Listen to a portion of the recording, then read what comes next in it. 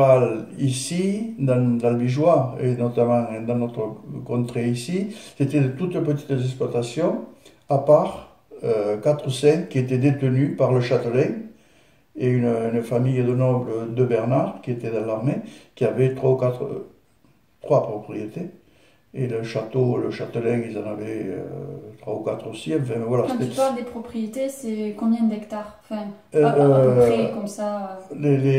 ces propriétés du château avaient en moyenne 25 hectares, allez, je dirais, à l'époque, hein. Et les Et après, petites. les petites propriétés, ça tournait de 5 à 15, ou Ils 20 arrivaient à maximum. vivre avec Et alors, juste 5? Ah, je les ai recomptés.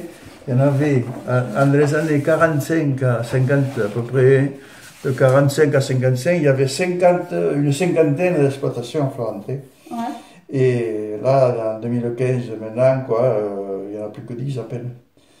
Voilà. Ouais. Alors, on voit un peu le monde rural, comment il s'est éparpillé et il s'est reconverti.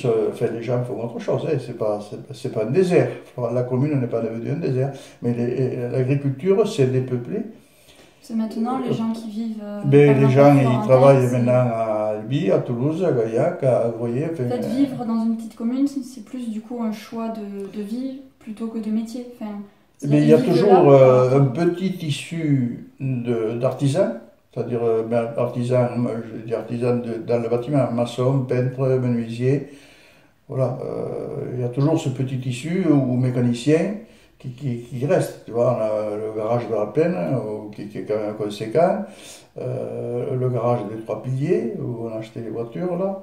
C'est florentin, il y a 2 garages florentins. Mais par contre, ce qu'il n'y a plus, c'est les commerces de proximité. Il y avait à l'époque, donc quand je suis né jusqu'aux années 50, je dirais, 2 épiceries, 2 cafés, un boulanger. Bon, Il y avait combien d'habitants à peu près? habitants, c'est les mêmes. Même il y en avait un peu moins, mais enfin, dans les 400, 450, ça a toujours. Et maintenant, ça augmente parce que les constructions augmentent un peu. Et bon, là, maintenant, on en est à 600 et quelques, je crois, hein. Non. Voilà. Ah, mais sans aucun commerce. Voilà, il n'y 400, a plus de commerce de proximité. Et c'est quand même dommage parce que dans un bistrot, le monsieur était coiffeur. Et le dimanche matin, il coupait les cheveux. Ou il rasait. Il y a des gens qui allaient se faire raser. Alors, ce qui était drôle, c'était un monsieur très bavard. Et alors, c'était le café. Donc, alors, il y a des gens qui venaient jouer aux cartes le dimanche matin. Et d'autres qui venaient se faire le coiffeur. Alors le coiffeur prenait part à la discussion de ceux qui jouaient aux cartes. Seulement, il ne se rendait pas compte qu'au lieu de couper les cheveux, il les tirait, tu vois. Alors, j'entendais les gens qui se manifestaient et qui criaient: «Hé, regarde ce que tu fais!» Voilà, c'était drôle.